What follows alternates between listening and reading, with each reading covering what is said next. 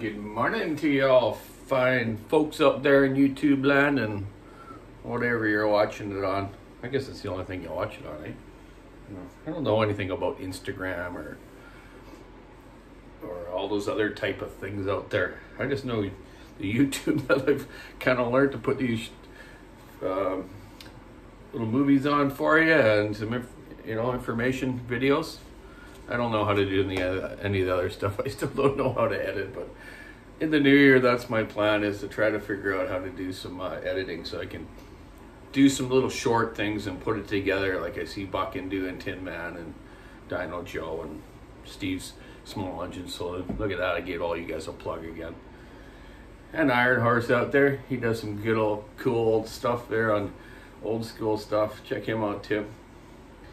Anyways, yeah, wow, man. What the heck are we at, man? It's like the 21st today. Whew, 4 more days to Christmas. You guys like me better get out and do your last minute shopping and figure it out, eh? If you're not into Christmas, doesn't matter to me. I'm not hugely into it, but my gal Shelly's family likes it a lot. She's quite a Christmas person, so it's all good. We're gonna have a Christmas dinner at my house with Shelly's family, and then the Boxing Day, my mom and dad and my family are gonna come over, and we're gonna have a party, a little get together for my mom's 75th birthday. Happy birthday then, mama. So yeah, me and Taylor are gonna go, and my daughter Taylor are gonna go to Costco and get a few things so we can have some little party platter eats there for everyone. Shelly's gonna go skiing with her family for a couple days. Hopefully no one breaks any bones. I shouldn't have said that, bad karma. Taylor broke her wrist last year snowboarding. Her first time out and doing that. So this she's like, no, you ain't going snowboarding, because now she's got a career being a dental surgeon assistant. So I don't want her breaking any bones. She needs to work and keep up with her trade that she's doing now. So let's get on to saws. I've got a 500i here. I've modified a few 500i's. Just cleaned them up, done a few just some basic porting to them. I believe they don't need a lot. They go pretty good the way they are. A little weak in a few points, which I've kind of pointed out to you. This fella's saw, unfortunately, he had a little mishap. He broke the corner of the case here off, where your dog would go on, or your bucking spike, falling dog we call him. So his crankcase is no good. The guy could weld that, but it's hard to weld the magnesium. I have a friend that will TIG weld it though, and we'll redo the bolt on it, but not on this one. It's got a couple other bangs too. The gas tank's got a split in it, and a few other things on it. That's your main component. So is the crankcase, the fuel tank. And unfortunately, with supply and demand, is we don't have any gas tanks in Canada right now to help our customers out. I need about 3 right now. So unfortunately, this fella was going back to camp. Johnny, my brother, as good as the guy as he is, gave him my demo saw, basically for a couple of bucks, just so he can go back to work, so he can make a living for his family. That's what it's all about. We treat our customers good. If there's something down and we can't get, we'll rob a part off a new one or help him out like Johnny did for this fellow. So he's got another 500i, my test one that I did a little bit of stuff to. So he's happy. What I'm going to do with this one though, I'm just going to show you a few things on it. What to try to keep up on them for maintenance, and just how they work. And then I'm going to use this cylinder as an example. I'm going to go a little farther into this motor now and measure the transfer port timing, the blowdown timing. I already know the squish in the inlet and exhaust timing, of course, because I measure every brand new one I get them. Oh yeah, by the way, got a couple nice hats out pocket. 1, 2, 3, go! That's the old Logger Sports thing. 1, 2, 3, go! Which hopefully we'll be able to get back to doing a few things like that. Running some racing saws or the obstacle pole saw, and maybe watch his son do some climbing if he's into it, or other people in all around BC that haven't been out to be able to do the logger shows in the last couple of years because of the COVID and the restrictions. Anyways, okay, so hey, so this 500 is basically right out of the bush.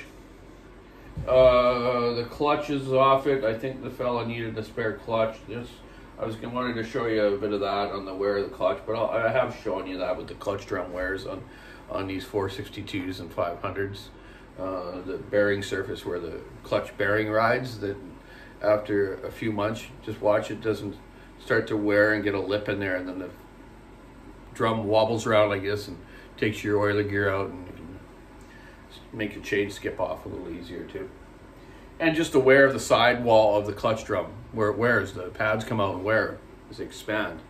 You know, that gets thin too, and I've seen on my 462 demo saw, the clutch broke right through that and actually took out my brake band and stuff. So just watch your wear of that stuff. I know some guys are a little lazy, I'll say it again, they'll never even take that stuff apart, which you should.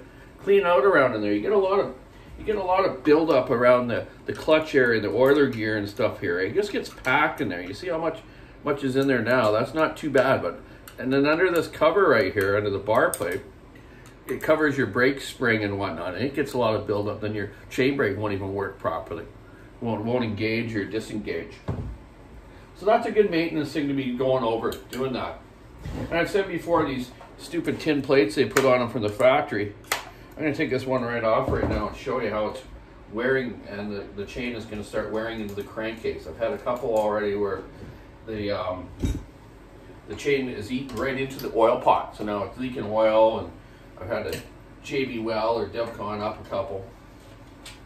So let's just have a look at this one. I'm leaving all the dirt on this because I want to show you how it all collects in there.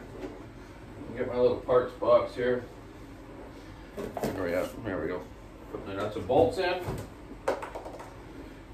Hear that bottom of that bar plate? It's already wore right through. See how thin it is? So the bar plate now, if you try to order this part number, you'll get the thicker, older version, which is cool. They kind of realize that, I think. Maybe they watched one of my videos complaining about how thin they were, made out of 7-Up cans or whatever they were. Now they're back to the old Coca-Cola thick ones. Anyways, so check that out. I'll throw that in the box just for an example. Let's just look at this crankcase now. Kind of hard for you to see, maybe. You can see it's the chain's starting to wear into the case right there, and it's not very thick in there, so the oil will start leaking out. There's been a few bar stud issues, and just as I say that, I grab onto it and the thing's loose, the bar stud. An old model, 066s, 056s, 461s, 460s, never had problems with bar studs. I don't know why they are on this. It's something to do with vibration maybe, or they're not pouring 10 gallons of Loctite on them like they used to. You try to get those old ones out, it's hard. You gotta heat them up and break down that Loctite, then you can get them up. Now, when someone breaks one in there, that's even harder. You use left-hand drill bits to try to drill it out, and just go real slow and drill that sucker right in the center, and just spending your time. You try to go too hard, you break off a drill bit or an easy out in a broken stud, or even another broken bolt, like say a case bolt or something. You'll never get that out. So just left-hand drill bits are the best for broken screws, and just go slow and easy, and get yourself a nice set of I use these square end easy outs, real small ones for like little starter screws. Then I got the bigger ones for bar studs and the bigger screws, like muffler screws or whatnot. I always tell fallers, if you break a screw, man, if you don't have the right stuff, don't even bother trying to take it out. Use your spare, bring it out, and I'll do it for you.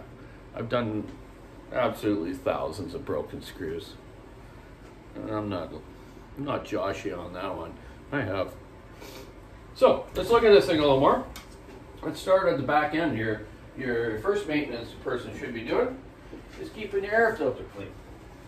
Now there's lots of guys out there that are starting to make new air filter systems and max flow and all this stuff, a lot of it boils down to is the customer needs to be doing a little more work on it. Like, come on, you gotta get yourself a compressor at home, guys, and take your filters home at night and clean them.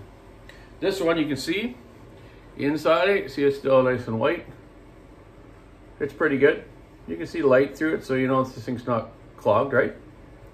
It's got some buildup for sure. Now you'll see like the fines and stuff really pile up in between the pleating of these filters, eh? So you know, a person basically just takes and bangs them out, get all that heavy stuff out of there. Look at that. Ah, some nice fur. Yeah, maybe a little hemlock. So yeah, bang them out, put them back on, and they'll work again for a while. Best though to take them home, wash them from the inside out with hot water and just dish soap. Rinse them out really good with hot water, let them dry, then put them back on. Have yourself a spare. They're not that much money. This model's not bad. It's got a nice seal, rubber seal that seals on the intake flange here. I don't see a lot of, I see a little bit of fines inside the intake area that's gone past the filter. But this guy looks like he was probably working in that real heavy fir bark I told you before. Some of the bark is, you know, 4 to 6 inches thick. Bigger than some trees in the world, eh guys?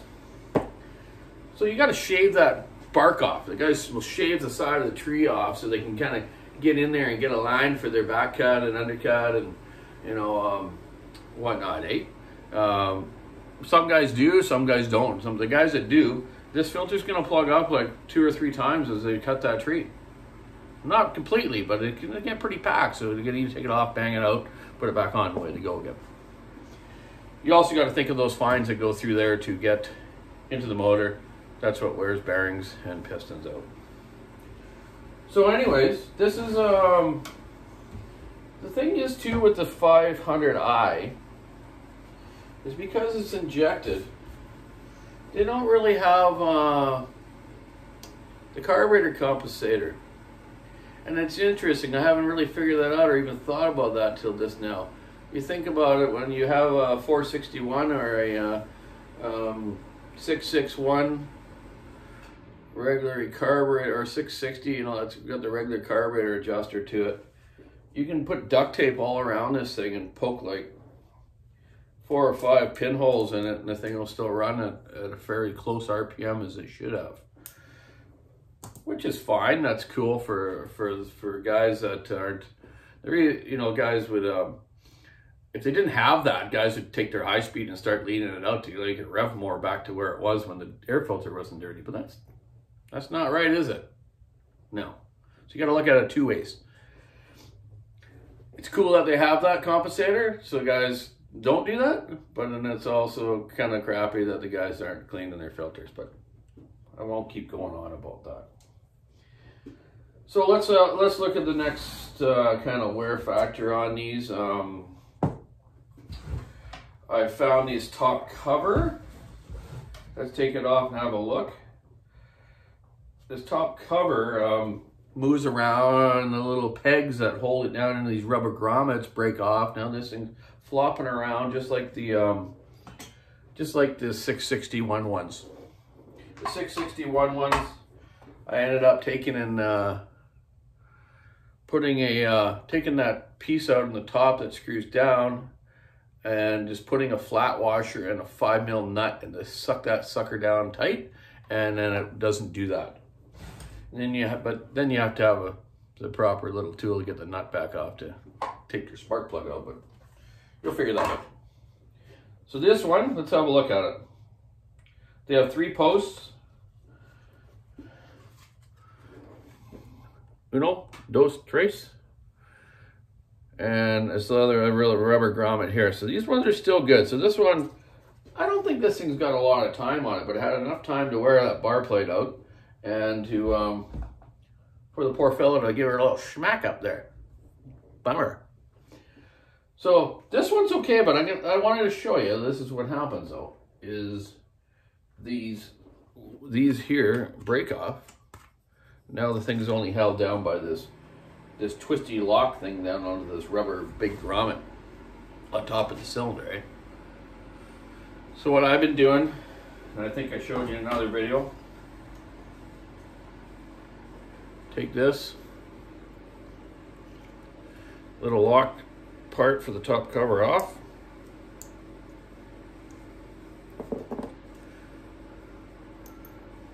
And take a Dremel, cut these little round pieces off, or grind them off, bench grinder. So then you got this square little steel plate still.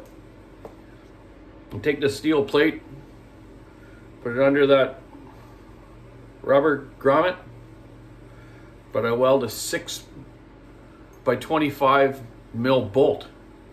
So the bolt sticks up above the cover. So the bolt's going to stick up out of that grommet there. Then you use a 5/16 flat washer and a 6 mil lock nut. Suck that cover down, just like I just said on the 661. That won't happen to that now. It might way down the road, but it's going to be way better than it was. Everyone I've done so far, guys, went perfect. That worked awesome, Donny. Thank you. So there we go on the top cover situation. Let's put that away.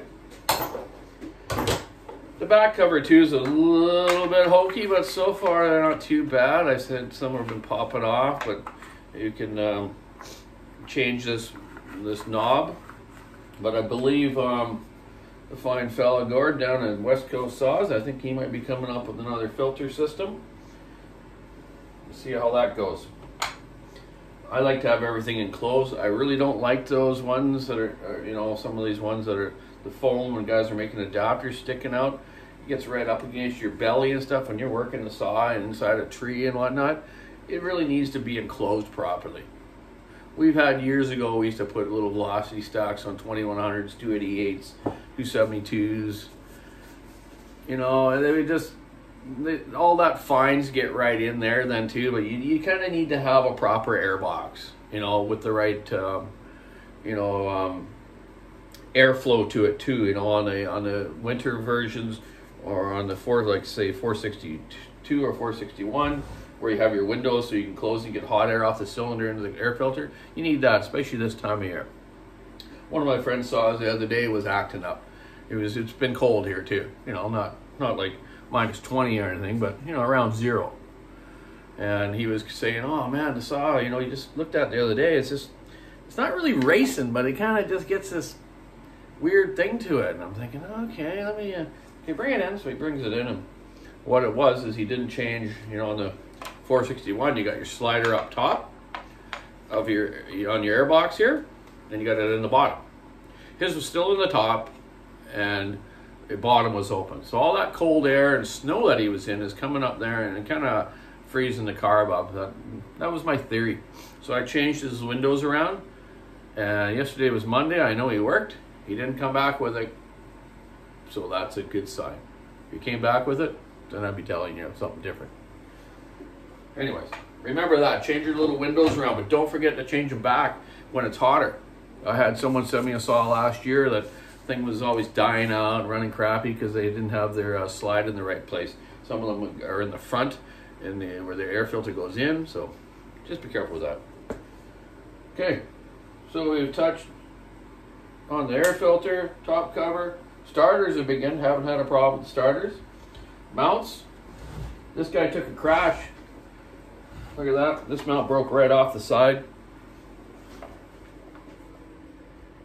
See it there? Right there. So, bummer. Let's take that screw out because I'm going to take this tank off and show you some other stuff. Yeah, there you go. So there's the end of it broke. The end of it broke. Bummer. He must have tugged on her pretty hard or something. The tree let go. He was hanging on to it. I don't know exactly what happened. Poor fella. Okay, let's get a couple. Oh, it's missing a few screws too. No big deal. His chain brake's broken.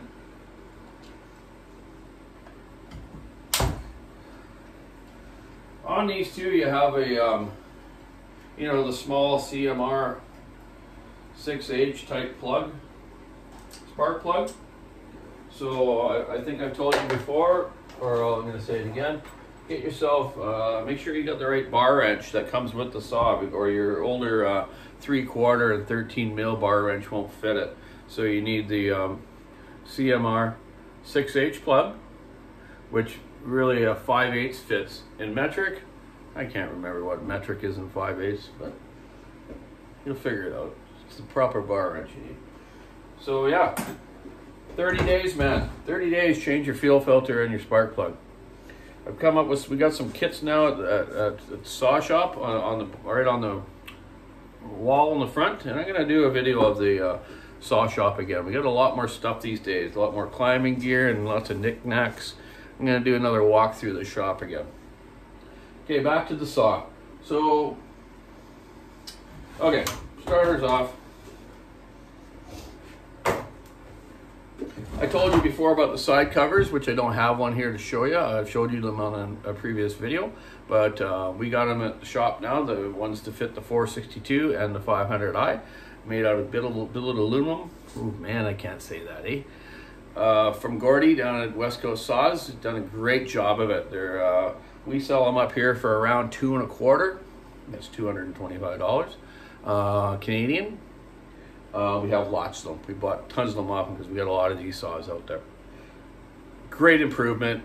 Gets the chips away from you. The back guard doesn't wear out in 3-4 days. And then when that guard wears out in the back of that cover, then that chain's coming off. It's going into your tank.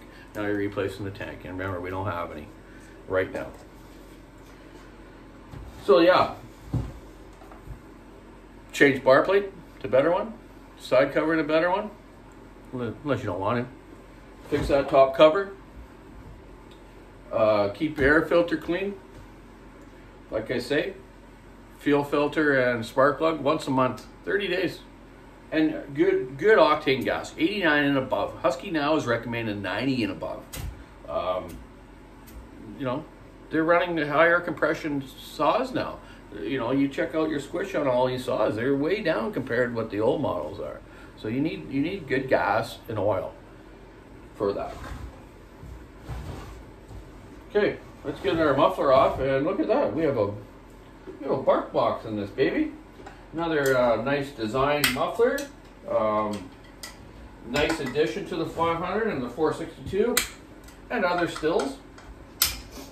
Myself, before I started getting the bark boxes off Gordy, I would basically take and cut this outlet, stock outlet on the clutch side, about twice the size, and weld a nice square half pipe on there so the exhaust points straight out instead of coming out your face when you have the saw on the side.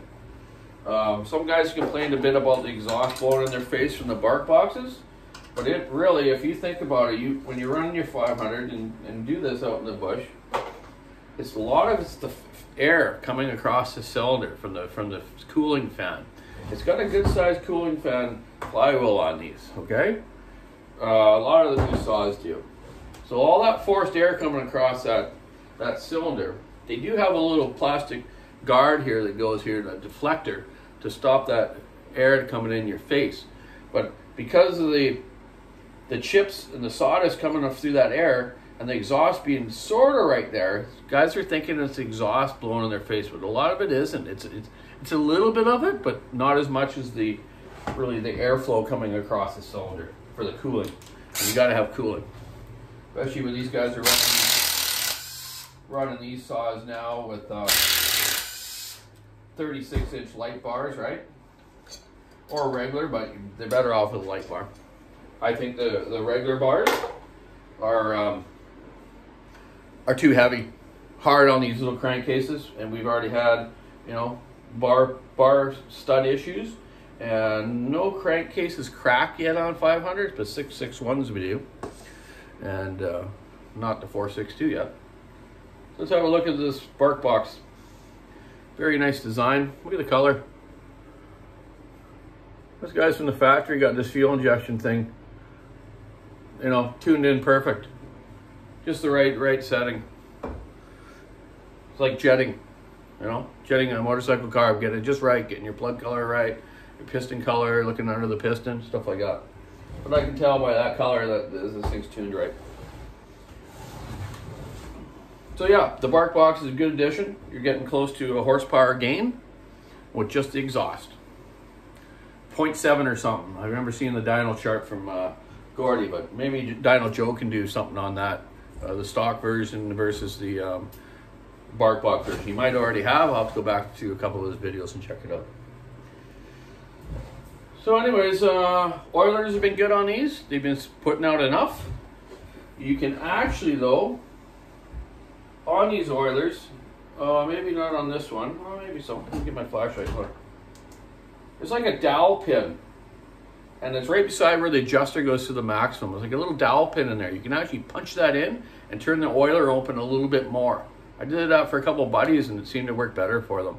So just be careful you don't punch too hard though and break the oiler. West Coast Saws has a different mount. You can buy a mount kit. Basically it's a heavier mount for the front for longer bars, but I think the standard ones are pretty good. But if you feel that it's a little noodly and a little loose, buy the spring kit then and put it in.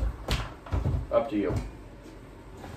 I was going to pull it right apart with you guys, but you know what, I'm going to do that later. Then I'm going to show you the inside of the cylinder and stuff. I'm getting a text to head back to do some other work. And I got to get my wife's SUV home because my truck heater fan isn't working. It's cold here and my truck takes like half an hour to warm up. So today I borrowed hers to come in. So yeah, 500 in a nutshell. We'll go over it a little more on the port timing and what I think about that blowdown timing. And I think it's very short on that saw, this saw, and I'm gonna do a little more testing with it. So anyways, happy holidays. Check out our online store, walkersawshop.com. We got some really cool new little old die-cast little old saws in little toy things for sale. I'll do that video on the walk through the shop though and show you that. Okay, happy holidays. Keep your saw in the wood. Stay warm. Have a great day.